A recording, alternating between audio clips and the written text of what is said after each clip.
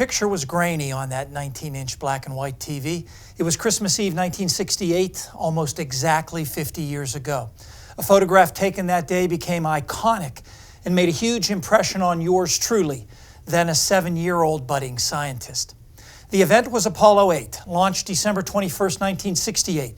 Commander Frank Borman, accompanied by Bill Anders, this would be his only spaceflight, and Jim Lovell, later of Apollo 13 fame.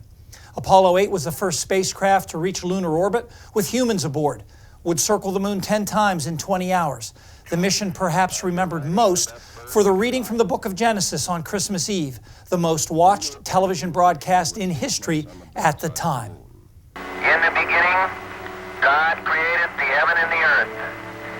And the earth was without form and void, and darkness was upon the face of the deep. And the Spirit of God moved upon the face of the waters. But Apollo 8 also produced what's been called the most influential environmental photograph ever taken, popularly dubbed Earthrise, later chosen as the first of Life magazine's 100 photographs that changed the world, an image credited as a major impetus for the environmental movement.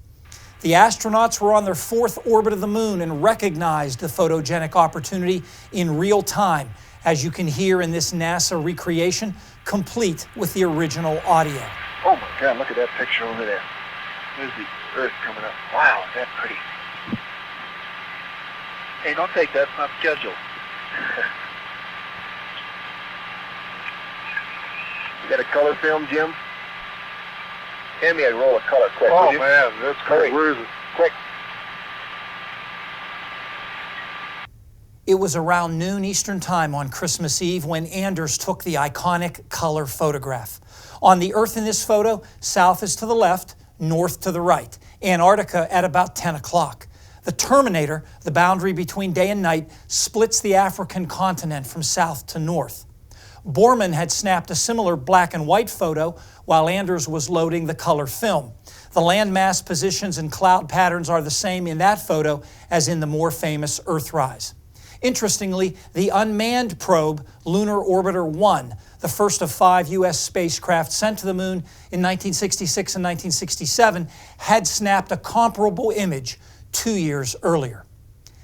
In 1969, the U.S. Postal Service issued a stamp featuring Earthrise to commemorate Apollo 8. Yesterday, I dug my circa 1970 World Stamp album out of the attic, and indeed, there on page 38 was that 6-cent Apollo 8 stamp.